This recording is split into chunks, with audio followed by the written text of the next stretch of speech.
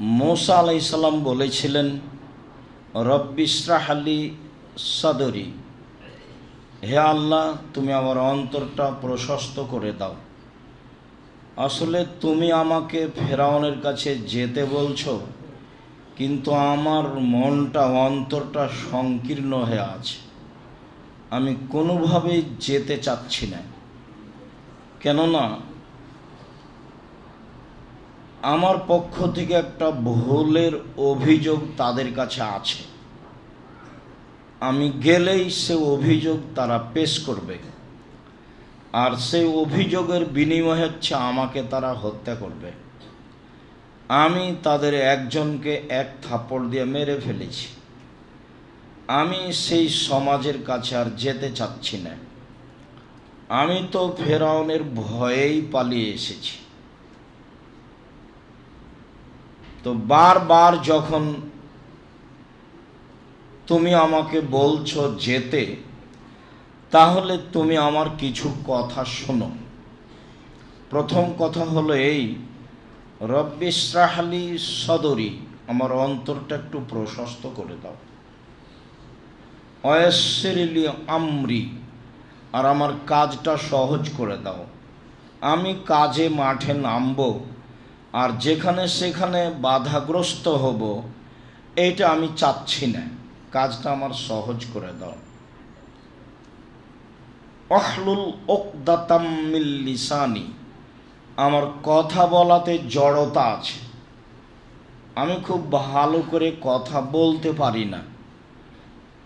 তুমি আমার কথা বলাটা স্পষ্ট করে দাও, যাতে করে মানুষ আমার কথা বুঝতে পারে।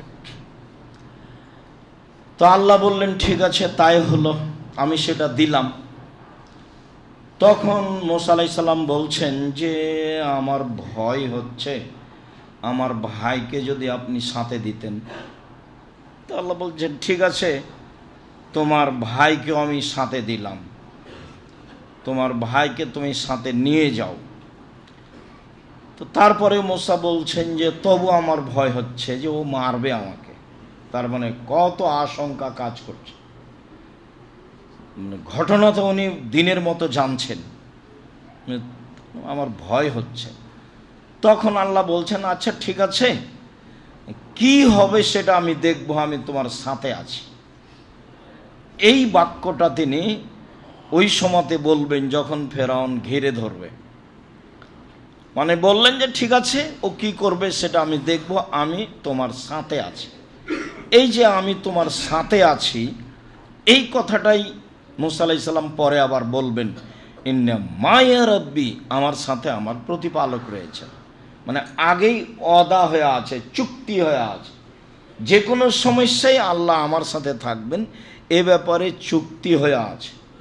আসতে চাচ্ছিলেন না, একটার পর একটা দাবি জানাতেই থাকলেন, একটার পর একটা দাবি আল্লাহ পূর্ণ করতেই থাকলেন। সব দাবি যখন হয়ে গেল, তখন আল্লাহ তাআলা বলছেন দেখো, তুমি আমাকে ডাকতে অলসতা করো না। অলা তানিয়া ফি যিকরি, দুই ভাই মিলে আমাকে ডাকতে অলসতা করো না, যাতে করে বেশি বেশি তাসবিহ তাহলিল জিকির আজকার করতে পারো। তো যখন মুখের জড়তা দূর হয়ে গেল বলছেন, তখন বলছেন এত কিছু আমি কেন বললাম, কাই নুসাব্বিহাকা কাসীরা ওয়া নাযকুরাকা কাসীরা, যাতে করে আমরা দুই ভাই আপনার বেশি বেশি তাসবিহ পাঠ করতে পারি, আর আমরা দুই ভাই আপনাকে বেশি বেশি ডাকতে পারি। তো আল্লাহ তাআলা যা চাচ্ছিলেন মুসা আলাইহিস সালাম তাই বললেন। আল্লাহ বললেন যে আমাকে ডাকতে অলসতা করো না, অলসতা করলে যা বলেছি একটাও থাকবে না। তো ইনিও বললেন যে ঠিক আছে, মুখের জড়তা সরে গেছে, তো আমি বেশি বেশি ডাকবো এবং বেশি বেশি স্মরণ করব। এই কথা মুসা আলাইহিস সালাম বললেন। কথা হলো তাই। সামান্য দুরুদে আনাস রাদিয়াল্লাহু তাআলা আনহু বলেন, রাসূল সাল্লাল্লাহু আলাইহি ওয়াসাল্লাম বলেছেন, মান সাল্লা আলাইয়া সালাতান ওয়াহিদা সাল্লাল্লাহু আলাইহি আশারা, কেউ যদি রাসূলের প্রতি একবার দরুদ পড়ে তাহলে আল্লাহ তাআলা তার উপরে 10 বার দয়া ও রহমত করবেন। আবু হুরায়রা রাদিয়াল্লাহু তাআলা আনহু বলেন, রাসূল সাল্লাল্লাহু আলাইহি ওয়াসাল্লাম বলেছেন, ইজা সামিতুমুল মুআযযিনা ফাকুলু মা ইয়াকুলু, যখন তোমরা মুয়াজ্জিনের আজান শুনতে পাবা তখন মুয়াজ্জিন যা বলে তা তোমরা বলো। বাকিটুকু সময়ের গতিতে হবে। মুয়াজ্জিন যা বলে তার সাথে সাথে আমরা বললে ফলাফলে জান্নাত হবে, এই কথা রাসূল সাল্লাল্লাহু আলাইহি সাল্লাম বলেছেন। মুয়াজ্জিন যা বলে তা তোমরা বলো। এই কথা বলার পরে আল্লাহ রাসূল বলছেন যে ওয়াসাল্লু আলাইয়া, আমার উপরে দুরূদ পড়ো, তোমরা আমার উপরে দুরূদ পড়ো। এটা আদেশ। আজান শুনে প্রথমে ধারাবাহিকভাবে উত্তর দিতে হবে, তারপরে দ্বিতীয় হলো দুরূদ পড়তে হবে, তারপরে তৃতীয় হলো ওয়াসালুল্লাহ লিয়াল ওয়াসিলা, আর সবাই মিলে তোমরা আল্লাহর কাছে ওয়াসিলা চাও। ওয়াসিলা ফাইন্নাহা মানজিলাতুল ফিল জান্নাহ, সেইটা জান্নাতে একটা মর্যাদা, সেইটা বিচারের মাঠে একটা মর্যাদা। এখন আমাদের দেশের লোক যারা পীর মুরিদি বিবেচনা করে চলে, তারা ধরে নিয়েছে যে ওয়াসিলা লাগে। ওয়াসিলা মানে মাধ্যম লাগে, আল্লাহকে সরাসরি বলা যায় না, পীর লাগে, আলেম ওলামা লাগে। তো সেই ওয়াসিলা এইটা নয়। ওয়াসিলা মানুষ যে হিসাবে গ্রহণ করেছে তা নয়। ওয়াসিলা হচ্ছে এই স্তর, জান্নাতের একটা মর্যাদা, বিচারের মাঠে একটা সম্মান। পৃথিবীর মানুষ তোমরা দরুদ পড়ার পরে আমার জন্য সম্মান মর্যাদা চাও। ফাইন্নাহা মানজিলাতুন ফিল জান্নাহ, মনে রেখো ওয়াসিলা জান্নাতে একটা সম্মান, জান্নাতে একটা মর্যাদা। মনে রেখো ওয়াসিলা জান্নাতে একটা সম্মান, জান্নাতে একটা মর্যাদা। এই কথা বলার পরে বলছেন ফাইন্নাহা লা তামবাগি লিআবদিন মিনাল ইবাদে, ফাইন্নাহা লা তামবাগি ইল্লা লিআবদিন মিনাল ইবাদে, সেই মর্যাদাটা আল্লাহর বান্দাদের মাঝে মাত্র একজন পাবে। ওয়ানা আরজু আনা হওয়া, আর আমি আশা রাখি আমি সেই ব্যক্তি।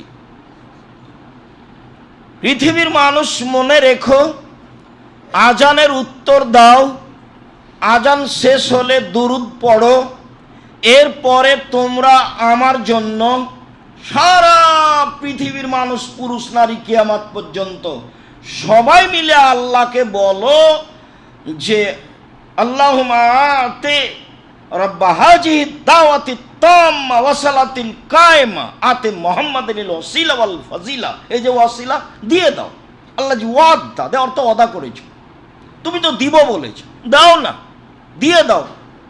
তো সারা পৃথিবীর মানুষ আল্লাহকে বলো সেই ওয়াসিলা মর্যাদা যেন আল্লাহ আমাকে দিয়ে দেয়।